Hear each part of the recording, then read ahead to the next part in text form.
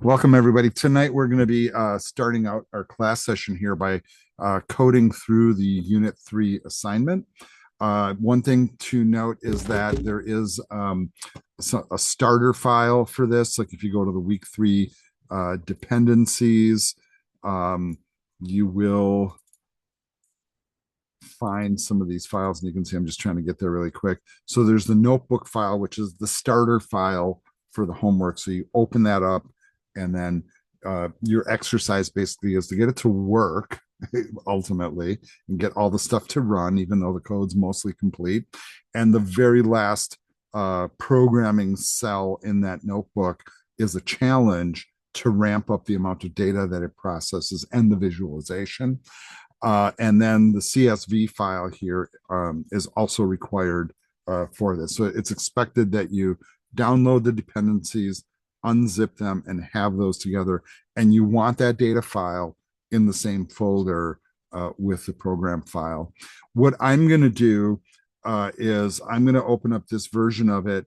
And the moment I open it up, I don't want to pollute the original. So I'm going to like save it as something else, like a working copy or something like that, which I'm about to do. I've preemptively downloaded the files, so they're on my machine. I've made sure that my Jupyter notebook is up and running. And so that's running in the background. So if you haven't done that yet, start up your Jupyter notebook or whatever coding environment you're working in. It doesn't really matter which one. And I know that people have been using all sorts of different environments for all sorts of different reasons. I know, for example, we have at least one person here who's not good with these like bright screens and how rough it is on their eyes. And so I think you can set up Jupyter Notebook to be in dark mode. But if that doesn't work for you, we can talk and I can help you get set up in Visual Studio Code so you can be in dark mode. I'm using Visual Studio Code right now as kind of my we'll call it my cheat sheet.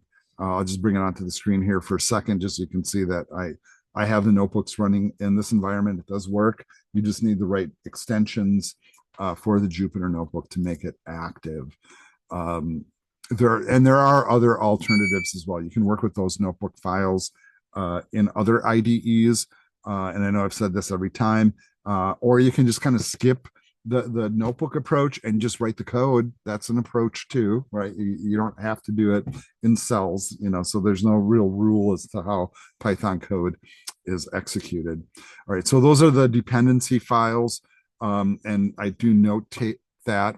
And basically what you do is you will open that up. So I'm going to go through the process of opening it first. So I have the file right here, right? So I have a solved version as well that I'm using as my cheat sheet. You'll notice the CSV file is in the same folder, and I put it here on purpose. Normally the Jupyter Notebook drops me in my Windows user folder. Then I go to documents where I have a Jupyter folder, intro to machine learning, and a unit 3. That's my organization. You can organize any way you see fit. I'm going to go ahead and double click this file to launch it. So it's going to come up in a different browser tab. My very first task that I'm going to perform here, by the way, is I'm going to go to the file menu and I'm going to do a save as. And I'm just looking at the super cryptic name it's putting here. And I'm just going to say, I don't know, unit 3 working or something like that. And then I'm going to hit save. Okay, so it doesn't like that name. I'm not sure. Unexpected error. No such file or directory. Okay, all right. How about we do it this way? Let's do make a copy. I'm not sure what kind of weird error this is throwing at me. So this is marked copy 1. Okay, that works for me. Right? I just don't want to pollute my original because that way I can have it there for the future. All right. So one of the things that I did mention in the homework description is, and if you read this paragraph really carefully, and I'll zoom in on it a little bit for the sake of the video, you have to have the right libraries installed to make this work, right? We've talked about this a little bit. For most of you that are data students or web students that took the Python class, probably with me, I probably pushed you to install the Anaconda distro. And I just want to show you where in Anaconda, once again, you can add these libraries. So I'm going to launch Anaconda. Not a huge fan of using this interface at all. I always tell people this, and find myself mostly avoiding it rather than using it. That's a preference, mind you. What it is useful for, though, is when it is running, and you can see it's in the background here, and I will be reminded later for upgrades. There we go. Just want to get it up on screen. There's this tab here in the Anaconda Navigator called Environments, and this is a listing, notice, of all the installed libraries on your computer. What you want to make sure is that all of these libraries are available inside of there. And I want you to notice when you look at this listing, this is a listing of what is installed. So if you go looking here and you find what you need. So for example, I'll look for NumPy in here, and there it is, NumPy. And a lot of these you'll notice will have a NumPy base. Sometimes you want to have both of those things, and especially if stuff doesn't work. But usually you just go for the straight library. Now the drop down up here has also an option for not installed or all. Right, so you might want to just go to all. And notice, well, first of all, there's a lot of libraries we don't have installed. Right. Well, if you're not using them, it's silly to install them, real frankly. Right. So what you can do on this list is you can scroll down and find, for example, one of those. And I'm just going to throw it out there. If I wanted to throw in, and I'm just going to grab one at random here. Let's say I wanted to throw in this library. I would click the little box and then I would hit apply, and it would go through the install process. So if you haven't done that with these libraries in Anaconda, you need to make sure that all of these are installed. The one way to install it is through Anaconda Navigator on the Environments tab, and you can do it graphically in your browser. You don't have to type anything at a command line or be like a Python wizard or anything like that. Another approach is if you have Anaconda installed, Anaconda also installs a command line version of what they call the pip tool in Python. The pip tool is a command line tool for issuing a Python install, and I don't know if it stands for like Python install protocol or Python install program or something goofy like that. But basically you type pip commands like pip install NumPy, right? And you can see I've typed it in to my command prompt here. And just in case I went too fast, because I know some of you are new to this, the way you get to a command prompt is you go to your start menu and type CMD and find this program, and it brings up this screen, right? And at the command prompt, I can issue pip commands like this. So I'm going to highlight it so you can see it a little bit better. And I know that's small, and I don't know if they still have a way where you can change the font size on this. Oh gosh.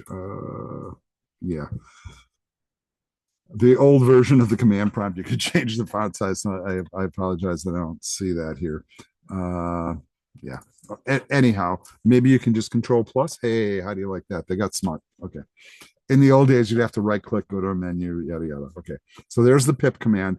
Now, I already have this installed, and I'm just going to throw it out there that if you're at the command prompt and you try to do an install, there's no harm done in trying to install again. So I'm going to issue the command. I pressed enter, and it says requirement already satisfied, right? So it's already saying you're good, right? And I could do that with all of those libraries. So I could do that with, and I apologize for this mode here. Let's cancel out of that. I hate when that happens. So NumPy, Pandas, Matplotlib, scikit-learn, and Seaborn are all external libraries that are used in the Unit 3 assignment. So you need to make sure you go through and install each one of those, either through the Anaconda environments or from a pip command. I was using, and I'm just going to throw this out here, I was using Visual Studio Code when I was first experimenting with this for a number of reasons. First of all, I wanted to try all of this in Visual Studio Code to see how it worked, right? And I'm just throwing it out there. I'm like more and more thinking maybe I will use this more as a teaching tool because a lot of people use it professionally. And you'll notice that the very first cell in the notebook is to test all of the imports. And they're doing this without any other code, right? Because if I can, and I'll do this inside the environment here and I'll run it and you can see it running and nothing really happens. It's like if something bad happened, I would get an error message. But the fact that it can do the imports and it gave me a check mark means it worked. That means all my imports are there. I'm okay. Right. So in your Jupyter notebook, I basically want you to do the same thing. I want you to go to that first cell where all your imports are. There's one import that's not listed here, by the way, and click on that cell to highlight it and just hit the run button. And as long as you don't get any error messages, you're golden. It worked, right? And there will be no output unless there is an error, right? And if there's an error, then it will either recommend, hey, this library is missing, go install it. It might even give you the pip command to do so. Or you go to Anaconda once again and do the install. So that's our first cell, right? There's cell number one. Yeah, that was easy. All right. Let's go to the second cell. And here's where we're starting to take some of the concepts that we learned both from the lecture and I'm going to be really frank on this. As we're doing these, using these libraries, I don't expect you guys to become experts. We're just, once again, at a very high level using tools with examples, just so you can see the power that they have. We're reading in data files, we're visualizing them, and we're using some of the, I'll call it the more popular tools in these libraries, right? Very common ones for data people and AI people. All right, so we're using the MNIST data approach. So like this file that we're looking for, we didn't generate it, by the way. It came from Kaggle, right? We've talked about Kaggle in our data analytics class. So anybody who's in the data program, and if it's a site that you've never been to, I'm going to introduce it to you now. Just type this into your browser and go. Kaggle is not only a great source for data, but it's a community and has like lots of examples and whatever. One thing that you will most often come here for, and what most people come here for, are the data sets, and they have all sorts of data sets about all sorts of topics. And you can see, I mean, just some of the ones that are featured here. And notice like the iris thing that we often see in data classes, right? That one's out there too. But really cool data sets. They're organized, whatever. The other thing that you'll notice is because we do machine learning and a lot of this is tied together, there's models that are pre-built that we can use, right? And so I don't want you guys to go there yet. We're not quite at that point yet, but people do this stuff. They train their AI agents and stuff to do things both in the machine learning space, large language models, and computer vision, and they build stuff and people share it here, right? And this can be a super excellent resources, and like I can just go on and on about how cool it is. There's also code, like so if you write code in a certain language to process data, and you'll notice some of the languages like Python and R, the two primary ones that we teach, but they also do like natural language processing and some of the other like things that that you'll be learning about that we haven't really talked about yet, but they show you the code, right? So and people love to share, and not only are people sharing the stuff here, I mean the data is a valuable resource itself, but they're sharing what they're doing and they're sharing their results. And this is one of the reasons why the data world and the AI world are exploding, because people take what somebody else has done, make a couple of tweaks, add their own little mojo to it, and then they share it with others. And this is kind of like the open source approach. No wonder this stuff is booming, because people share. They do, right? And then when you learn that a lot of the big AI agents are all using the same code base, like, oh my God, right? It's pretty powerful. But that's Kaggle. That's where the data originally came from. Just make sure that CSV file is named correctly in the code. This should be correct because it came, from the author, and that is in the same folder. So this aliasing approach that we're using, and I just want to review this really quick. We're importing the NumPy library, so normally we'd have to use that whole word, but we're going to alias that as NP. Same stuff we were doing in the database class, folks, right? Pandas, every time we use it, we'll use PD. The NP and the PD are very, very common for those two libraries, as is PLT. I do see some people even taking it down to one letter sometimes, if that works better for you, whatever works for you. The point is, we use this instead of typing out that whole word, or we use this instead of typing out that whole phrase. And so it saves us on typing. This is called an alias, right? So we're using the alias of NP instead of saying NumPy. Down here, one of the first libraries we're using is the Pandas library to read the CSV file. And you notice the Pandas library has a function or a method built into it that automatically does that. It's built to read CSV files. Now, unlike what we did in the Python class, and I'm going to reiterate this from last week, in the Python class, we would load up the file, right, either in write mode or read mode, and then we would traverse the file with code. We would write a for loop, and we would read the file line by line, put it in an array or a list or whatever, and then process the information. Now, that's a whole bunch of steps when you really stop to think about it. Why we use Pandas is it allows us to automate that whole process. So I'm not loading the file in read mode or write mode. I'm not traversing each line. I'm not putting it into a list. I run one method that does it all. It does that whole process. It opens it, it reads in the data, and it puts it into a data structure. So it reads it. So that's a Pandas library that reads CSV files. We give it the CSV file, and then all of that is stored in this one variable it's called D0, right? But that whole file is now in that variable.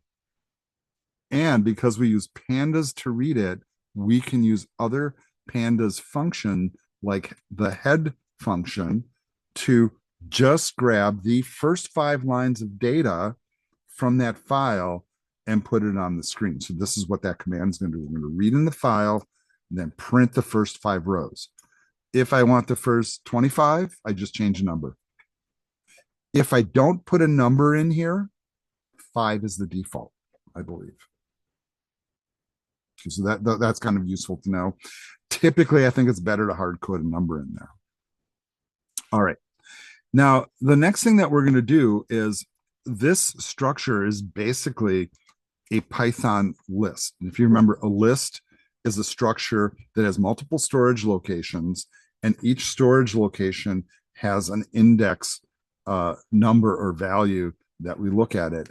What this command is doing is it's taking the first row of the information, assuming that it is the column headers, and it's generating a label for it. So it's reading that first row and labeling things. So it saves the labels into a variable called L, just like it says, right? It says drop the label feature and store the pixel data in D. And this is really a weird thing because the information that we're looking at here, right, if you haven't figured it out, are the data points that are generated by looking at a graphic that's 28 pixels by 28 pixels, which is enough room to fit a character, and what each pixel of data holds, right? So whenever you look at an image on a computer screen, and this is pretty fascinating, like my screen's a HD screen, so it's 1920 pixels across and 1080 pixels tall. And each pixel on the screen is driven by data, right? Like what color it is, whether it's red, green, blue, white, whatever, is a numeric value. So when you look at pixel data, these are zeros, meaning there's nothing in that cell. But if there's a value here, there's something there. And when we take an image and we break it down pixel by pixel and look at the data for each pixel, that's how images are formed on computer screens, by the way. Now, when you want to blow your mind a little bit, when we're looking at a computer screen, the average refresh rate of a computer screen is 60 hertz, meaning 60 times a second, every pixel on my screen is updating with a new piece of data. Now, right now, I'm not doing anything on my screen. So I'm not like moving my mouse. I'm not typing. I'm not shifting or dragging, dropping. I'm not doing anything. So none of the pixels are changing, right? So all those data points stay the same 60 times a second. But if I start moving my mouse around or drawing or animating or playing a video, every pixel on the screen is redrawing at that rate. And then if you really want to get geeky about this, what if you have a larger display? Okay, what if you have a higher refresh rate, gamers? Right. And you want to think about all the computation that goes on. Oh, right. So like this gets pretty mind-boggling. But what we're looking at is the pixel data of a 28 by 28 character on the screen, which might be like the size of one letter, right? And that's the whole point, is we're really actually looking at images of numbers that are pixelated. And so this, what we're really looking at is OCR data, if you guys are wondering, right? So when they first figured out how to read characters optically with computer screens, they had to do this. They had to break down every pixel. They had to look at the pixels one by one and identify, oh, that's just a circle that looks like an O. That must be a 0, you know, or that one's a 1. It's straight up and down. Well, some people put a little flag at the top and some people put a footer at the bottom. Some people just draw a straight line. Some people draw it on an angle this way or straight up or whatever, right? And all those variations. And these are the data points that we're looking at. So every time somebody would look at a character, they would capture all the pixels and turn it into data. Now, what really blows my mind about this concept, right? Like now we're in the modern era, we have all this super high powered technology. But when people came up with OCR, they did it with really primitive computers having this concept. So like OCR has been around since the 80s, folks, early 80s, if not. And I think the research started in the 70s or maybe even before that. And by the early 1990s, we could very reliably take an image of a document and very accurately convert it to text in a computer program by recognizing the text, converting that, going, aha, that's an A or a 1 or a 9 or something. And now it's that electronically. And that's pretty mind-boggling. And it's one of the earliest applications, and we'll talk about this in the computer vision class. It's one of the earliest applications of computer vision technology in the artificial intelligence space. The ability to take something that's written and on paper and turn it into an electronic format, huge, right? Not always accurate, but it's pretty important. All right, so if we run this cell, so now we're going to do that now. So we're in this cell and we're going to run it. We're going to hit the run button. And then what it should do is give you right back the same stuff you already had on the screen, but you need to get it to work. And at every step, you need to get the code to work. Now, if you guys are wondering why, it's like, why do I need to make this work? We don't really need to do this work. It's already coded, right? That's what your head should tell you. The reason is that if this doesn't work, the last exercise you do isn't going to work either. That's why you're doing these, to make sure they work.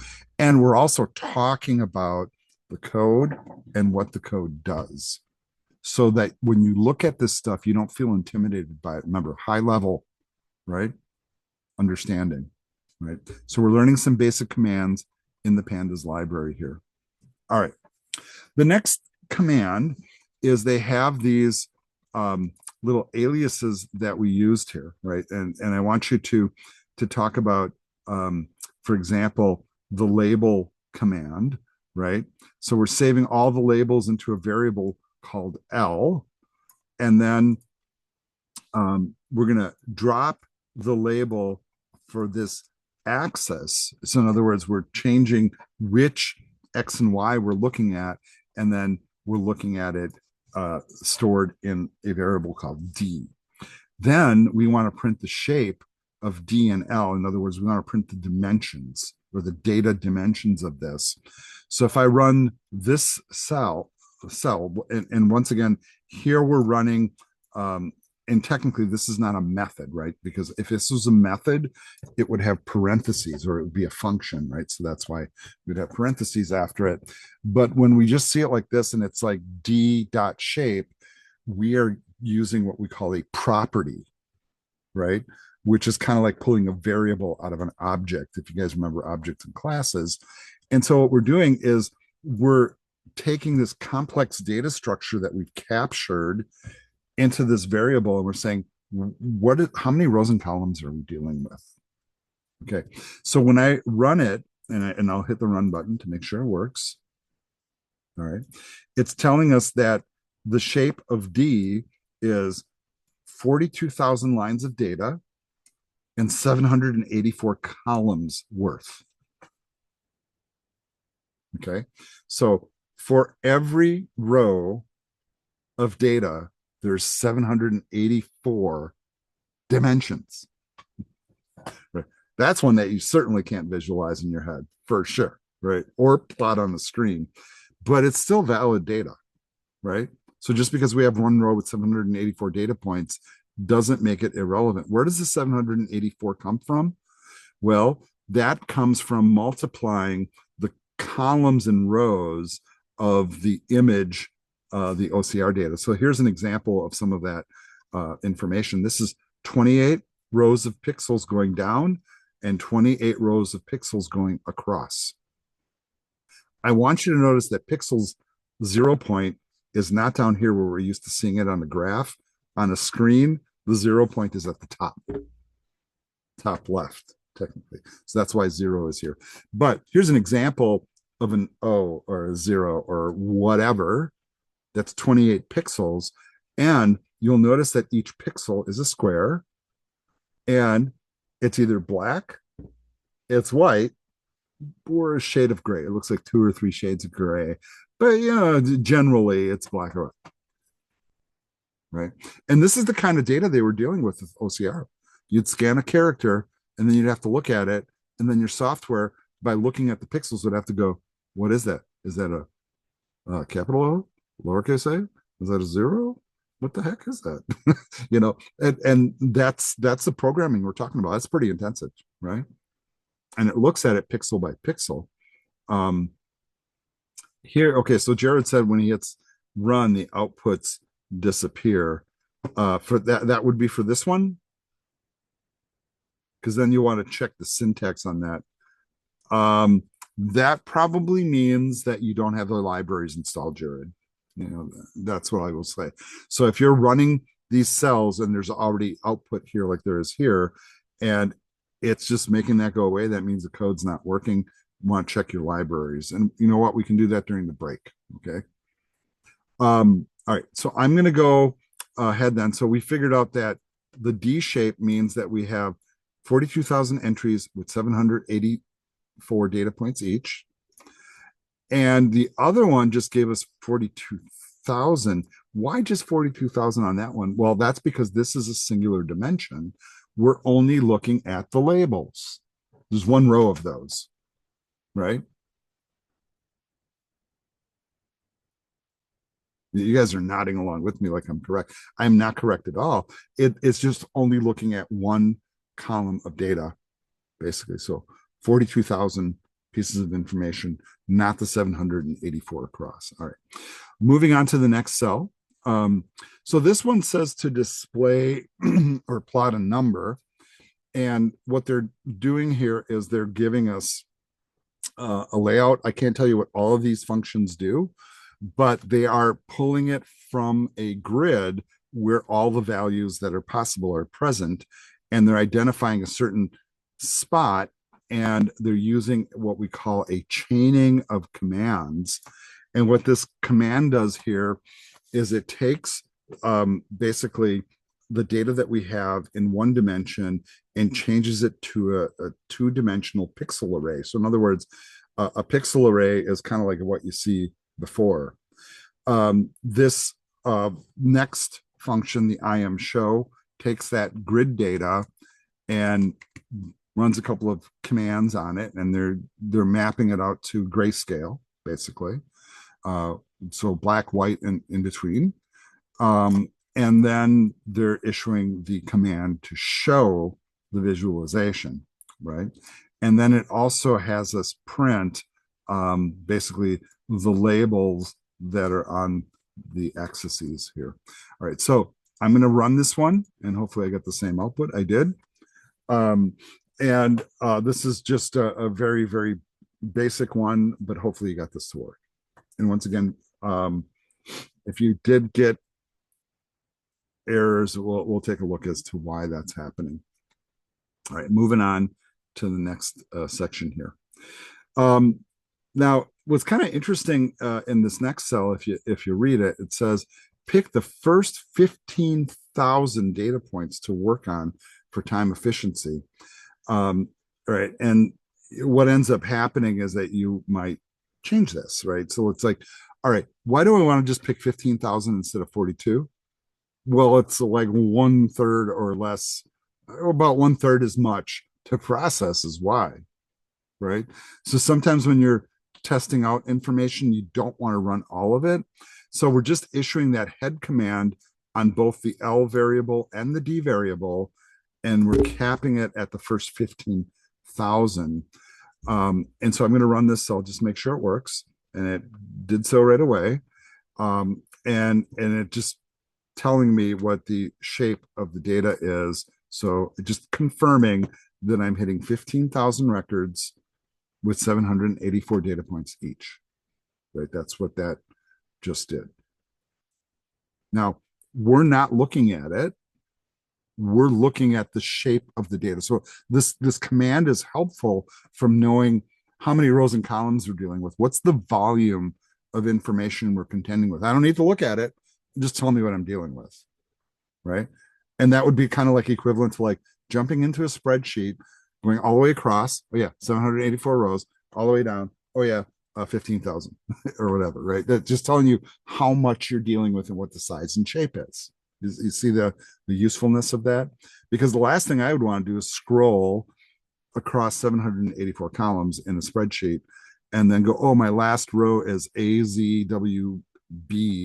What does that translate to numerically? You know, that kind of thing. Right. So this is why that's useful. Okay. Next thing here is the data pre-processing, and it says standardizing the data. Here's where we're learning or adding the sklearn library. So like if you do not have this installed and try to run this, it will choke, right? So and I'm trying to figure out here where I did this. So here's what I did in my code, right? There's this command up here, the pip install scikit-learn. And when you get to this, so this is my solution version. And you notice I just went to the command line and typed in that command.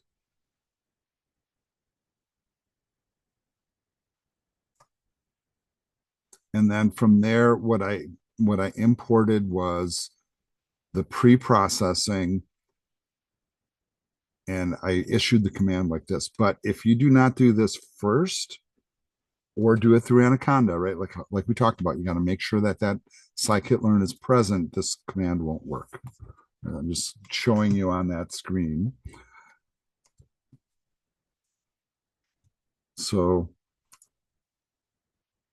and maybe you want to just add here, make sure to install scikit-learn. It's a pip command or through Anaconda environments. Okay. So, and then if you get an error message, that's the why. So I'm going to run this. And then what's kind of interesting about this is, you know, it's sort of giving us the same information. If you notice that the shape commands giving us, it's telling us in advance the size and the shape of our data before we get to the point of even contending with it. And this is helpful once again. And it also does a little bit of pre-processing, meaning it gets the data ready to work with. All right, so now that we're ready to work with it, we're going to find what we call the covariance matrix. I don't expect you guys to memorize any of this stuff right now, so don't worry about that aspect of it. But we're going to take the standardized data that we just pre-processed, right? So we did that up here, right? So it transformed it into the size and shape that's useful for us. Now we're storing it in another variable, so we're leaving this one alone. And then we're using matrix multiplication. So this is where we're doing that dot multiplication from matrix to matrix. And it's processing that using a function and then storing the result here. And notice we're calling that a covar matrix.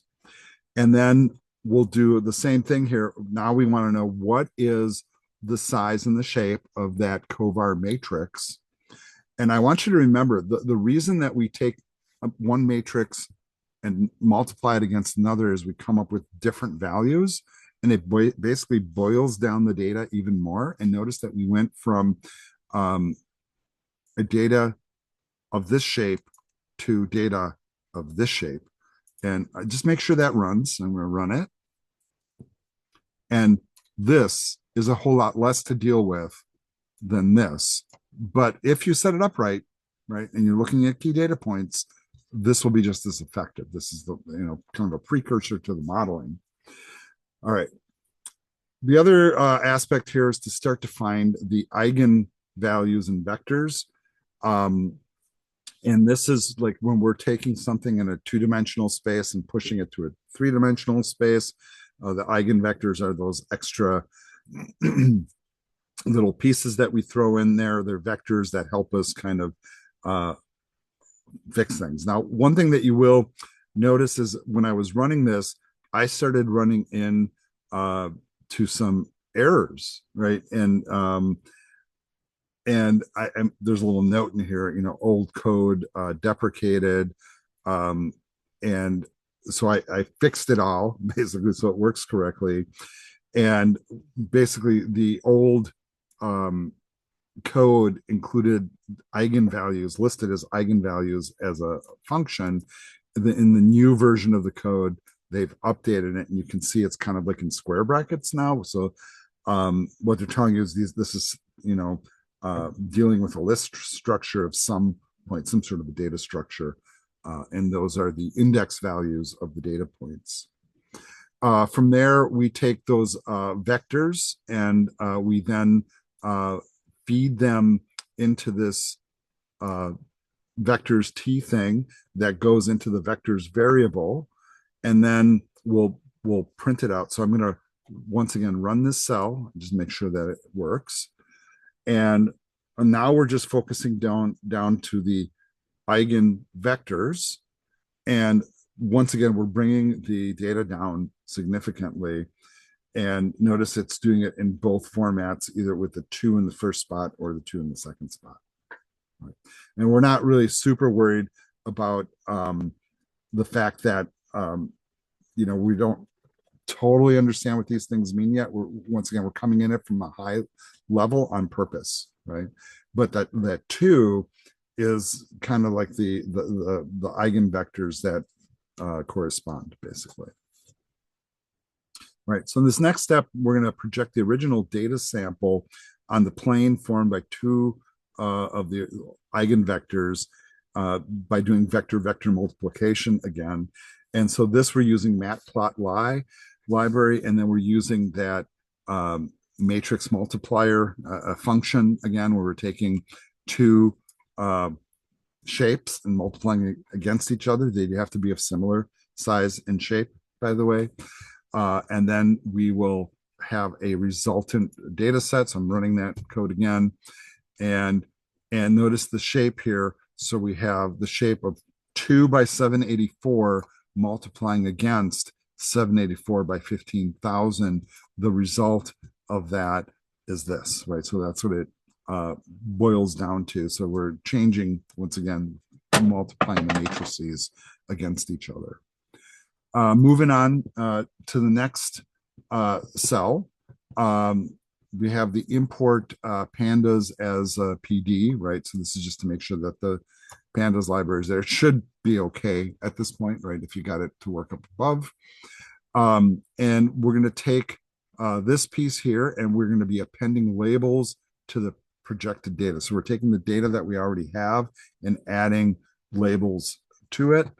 And they just have some examples here in a really simple little way. So they're using some of the data just from the head. Notice the first 5 entries, right? 0 through 4, it's 5 entries. And then we're labeling those columns some way that's helpful for us, and then showing the data. All right, so let's try running that. And you can see that that worked. Next, we're going to be switching it, and we're going to be taking this into a data frame with the data that we already worked with. So I'm going to run that one as well.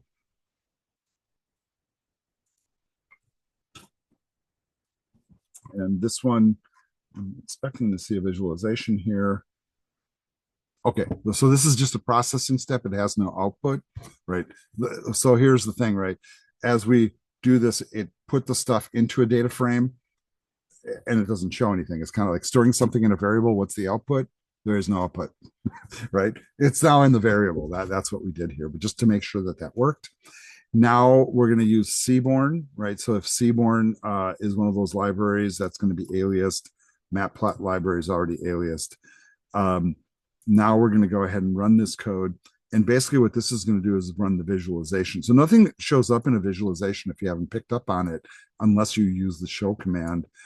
We're using the settings that they're giving us. So they're giving us the data points that we're plotting.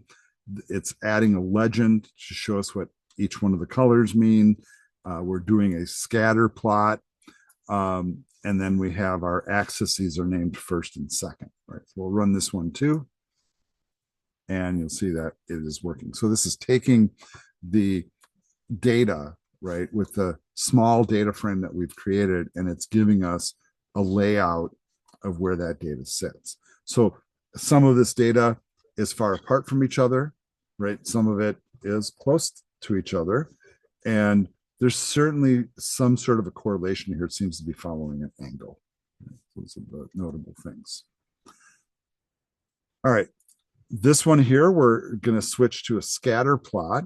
And all it's going to do basically is it's going to take the same data frame, right? It's telling us how to do an X and Y axis. So these are our labels. And then it's also telling us what our legend is going to be called. And it's just really a matter of running this one. So I'm going to highlight and run. And there you go with the output. All right. Now we're getting down to the bottom here. This is where it's getting a little bit more intense with the processing, by the way. With this next one, we're going to take, instead of a super small little bit of data, we're going to take a lot more data and process it in the data frame. How many data points is this, do you think? Well, we had told it to be 15,000, right? So we're going to take that and we're going to plot it all here. But notice what's happening is there's so many points that they're overlapping. So part of the way the colors appear is because of the order in which the data is processed. In other words, these with the 0 are processed first. Those are going to be in the background. The orange ones, I don't even see those. Well, maybe some down here at the bottom. But we're taking these data points and then we're laying them on top of each other. So over and over and over again. And the reason the light blue ones are way in the front is because they're processed last. All right, so I'm going to go ahead and run this one. Here's the run. And it should just give us back the same thing. It just proves that it works. All right. Then we're going to switch once again to a different coloring scheme here. I also want you to notice that when you do this coloring scheme, it kind of puts little outlines around the circles. I know that's hard to see, but we'll run that too. Oops, sorry about that. Right, and there's your output. Same data layered with different colors. Instead of like these very bright colors, it's using these different hues of basically the same color. All right, from here, we're going on to the scikit-learn. For these, we want to make sure first that this piece is going to work. So like we have to make sure that the import's working. If it's not, you have to go back and get scikit-learn and install it.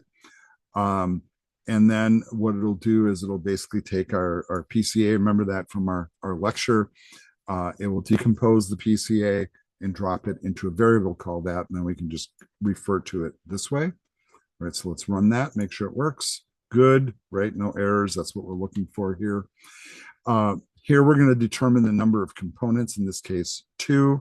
We're going to do a fit transform with the sample data, and then we're going to see what shape it is. Once again, how much data are we looking at and what is the output, right? So 15,000 rows, 2 pieces of information. So think about this. If we're plotting on a 2D graph, how many pieces of information do you need to plot on a graph like this? 2, an X and a Y. So we're taking 15,000 entries, but we're only plotting 2 data points. How do we come up with 2 data points? Through matrix multiplication and boiling down all the matrices multiplied together and simplifying them. So taking like 784 data points and boiling them down to 2 through multiplication. And then we're plotting those because we can put those on the 2D chart. That's the Y, right? All right. From here, we're going to basically label it again and repopulate it back on the graph. But this time we're doing the PCA data, the PCA data frame. So we're going to run that. And then okay, so I got an error here. And let's try to figure this out. This is where, by the way, you don't go into panic mode when this kind of stuff happens, right? So some of you might be getting the same error here, but there's a reason why this is happening. And I see that I have not needed here, so I must have made that edit. So I'm looking at my solution file.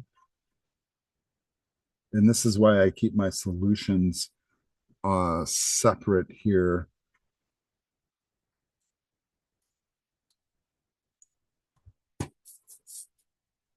And so I'm looking at my code.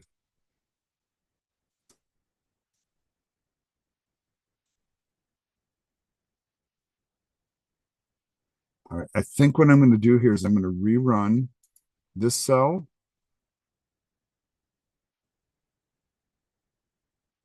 And I'm checking my code with my solution, so I apologize for. Then I'm going to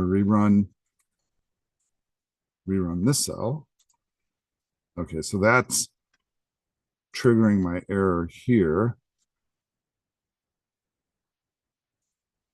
Yeah, and you know what? I did make that adjustment. I'm just wondering if I missed it somewhere, and I'm noticing cell 18 has an example. I don't have a cell 18.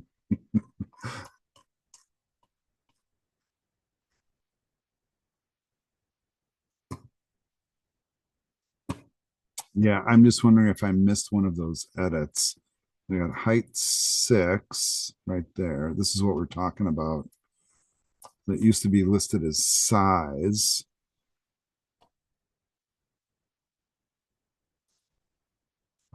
I'll tell you what, I'm going to pull over this version that I have here.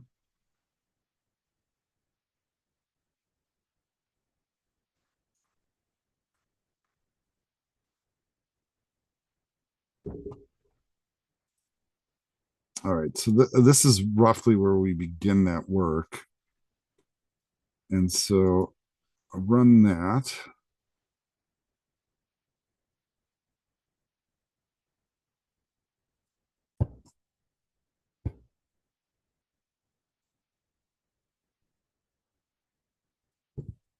Now I'm getting an error here as well. I'm going to pause the. All right, we figured out I had a little thing here where I said that this wasn't needed, but apparently it is needed. So I added it back, and guess what, folks? It's all working. When you're troubleshooting this, by the way, and you change something here, remember that all the cells above affect the one that's here. They're all like interconnected little programs. So sometimes you have to like restart your kernel, go from each cell and run each cell one at a time. but that was the fix. And Christina, thank you for troubleshooting that. I do have a question here in the chat. How do you copy code from Jupyter cells to another place outside the program? A highlight, right click, copy, and then paste it wherever you need to, George. It should be that simple. Yeah, and if not, maybe you should consider a different browser. Okay, so we're just about done here, folks. I'm in cell number 20 now. And here's where we're taking that PCA dimension reduction, and we're doing a transformation once again. And then we're going to plot it just using a regular line chart like this. So we're going to run this cell. And there you go. All right. And notice that they're not taking all the dimensions, you're just taking a portion of them. And they can explain 90% basically of the variance using a much smaller data set is really kind of the point. All right, now we're getting to the last little section here, which is where we get to the challenge exercise right after this. Here's where we're picking the top 1,000 points, and I want you to notice, like, you know, how we're doing that here. So we're picking the first 1,000 points, and then we're going to run this analysis, which is from the scikit-learn, right? And this relates to the lecture material that we had, and I forget what the acronym stands for, but we are going to basically boil it down and then come up with this visualization. I'm going to go ahead and run it, and it creates this chart. Now, I do want to point out that this is a two-dimensional chart that we're looking at, right? But in reality, we're summarizing the data, so there's a little bit of overlap. We're only doing 1,000 points, so it doesn't like blot itself out is the other aspect. But if we were to ramp it up and do a higher level of complexity here, right? We are gonna ramp it up significantly, and I do want you to notice this is the 1,000 points. Now we're going to bring it up to, and I apologize for the amount of bumping around here that I'm doing because I've just lost my place as to where I was at. Okay, that's the one we just ran, right? Now we're going to run this one. This is where we're throwing in the perplexity. And Paul, you have a comment? No. Right, and we're going to run this one just to make sure that it works. Right, and you can see a little bit more grouping that's happening there. Here's now we're changing the perplexity to 2, so it's going to group things in a little bit tighter fashion. Right, so we'll run this one as well. And really what we're doing at this point is we're just basically playing with the numbers. I do want you to notice, though, how much longer it's taking to run it because of the amount of data that we're processing. And you will get different results on different computers, by the way. So if you have a slow computer, we have one that's much faster than mine, it'll go faster. If it's a slower computer, it'll go much slower. Now we're stuck with this last little tidbit here, which is how do we take that visualization and ramp it up so that we're including all the data? And basically what I'm going to do here, folks, and I know you guys will have to go back and watch the video to extract this. So this is, we'll say that this is the solution for the exercise. So I'm going to drop this in his comments, right? We are going to run all 42,000 data points. So I'm creating a couple of new variables. Notice how I'm naming them. And now I can expect that if I'm putting in 3 times as much data, it's going to take 3 times as long to run, right? And I am going to run it, and then we're going to take a break, by the way. And then Finley said that they figured out a solution that only took 2 minutes. So there's one piece of the information. Here's the next snippet of code, right?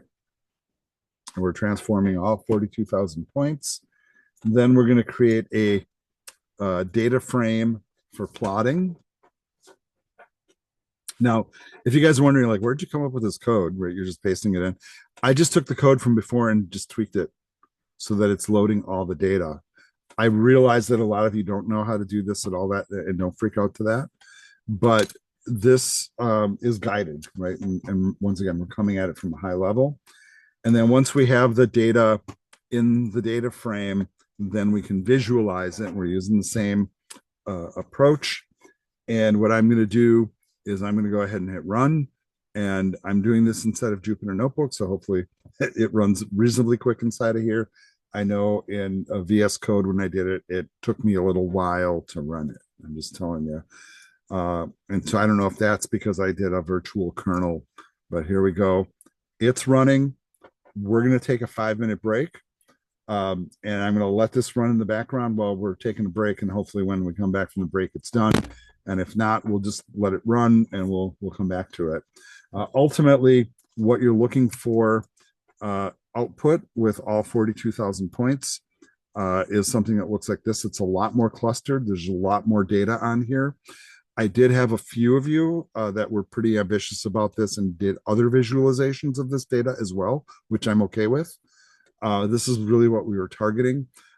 You can also transpose this to 3D space. And I think in a 3D space, it's a lot more apparent like where the stuff sits, right?